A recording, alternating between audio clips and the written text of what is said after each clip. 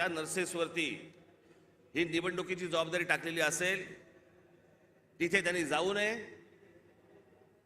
आणि ज्या रुग्णांची सेवा करण्यासाठी म्हणून तुम्ही आयुष्य घालवताय त्या हॉस्पिटलमध्ये परत तुम्ही जा, तिथे काम करा.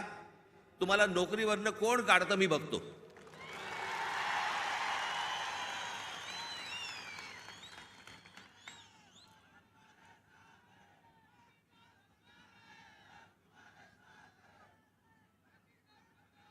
आज सगळेजण तुम्ही महाराष्ट्राच्या कानाकोपऱ्यातून सर्वजण आलात.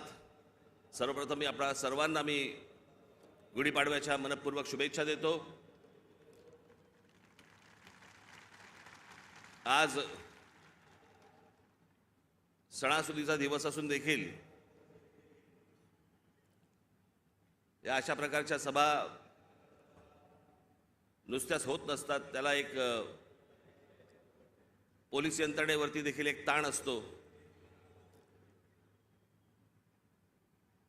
पण आपल्या सणासुदीच्या दिवशी सगळ्या गोष्टी बाजूला सारून अशा कामांना ज्यावेळेला पोलीस माझे सहकारी ज्यावेळेला जुंपलेले असतात त्या सर्व पोलीस अधिकाऱ्यांचे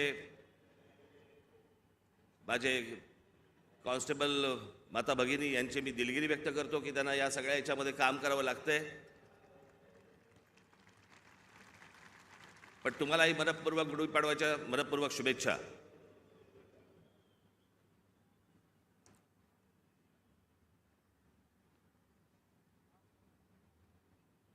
जसे तुम्ही ऐकत होतात तसा मीही ऐकत होतो. जसे तुम्ही वाचत होतात तसा मीही वाचत होतो. त्या अमित शहांच्या भेटीनंतर जे काही चक्र सुरू झाली, बरं हे आमचे बांधव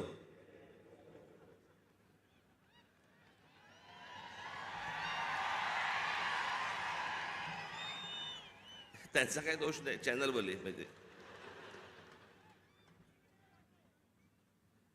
रोजची चॅनल्स त्याला मी एक नाव ठेवलंय, आज मला असे वाटते. लोकांना विचारायला कशाला पाहिजे, राजकारणाला विचारायला कशाला पाहिजे, दे ठोकून आपली बातमी. वाटेल त्या बातम्या चालू होत्या, वाटेल त्या बातम्या. मी आपला एन्जॉय करत होतो. तुम्हाला काय बोलायचं ते बोला, मला जेव्हा बोलायचं तेव्हा मी बोलीन. त्या अमित शहांना भेटायला गेलो दिल्लीला.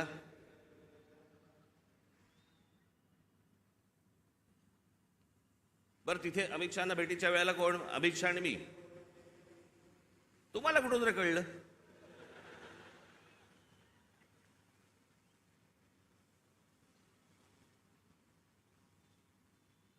मी तिकडे दिल्लीला पोहोचलो काय,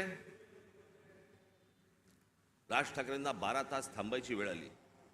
अरे गधड्या, दुसऱ्या दिवशीची भेट होती. 12 तास थांबायची कुठून आली? आदल्या दिवशी पोहोचलो तिथे रात्री. त्यात थांबायचा काय विषय आला?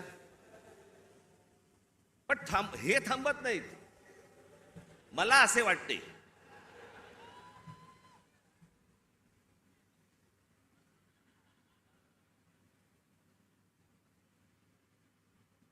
तिकडे काही पत्रकार मला भेटले.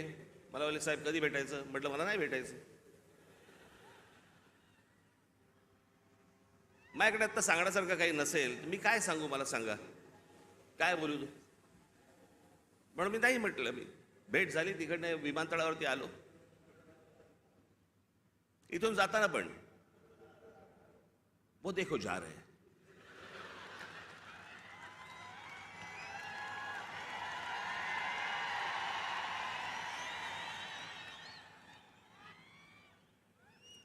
हल्ली हे असतात, पूर्वी ते आचारसंहितावाले असायचे, कुठेही कॅमेरा घेऊन जायचे.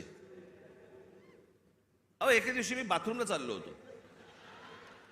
मी विनोदाने सांगत नाहीये, मी खरंच तो माझ्या मागे आला.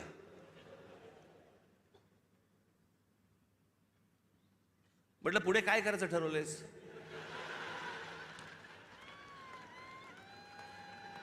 मी म्हटलं आपलं आपणच करायचंय का आपण काही सहकार्य करणार आहात?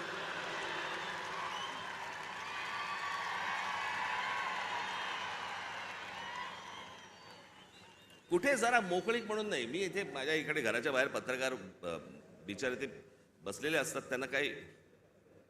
मी म्हटलं अरे एखादी गोष्ट ठरली, समजा निवडणुकीच्या संदर्भात ठरली, तर मी येऊन सांगीन ना की लपून लपून निवडणुका लढीन.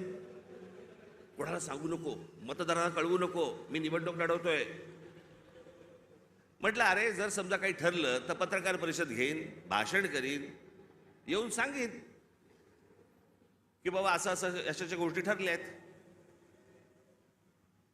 मग त्यांच्या लक्षात आलं की आता अमित शहाच्या भेटीनंतर काय होत नाहीये, पुढे काही मिळत नाही आपल्याला. मग आपण तो एपिसोड कसा पुढे न्यायचा, मला असे वाटतेचा.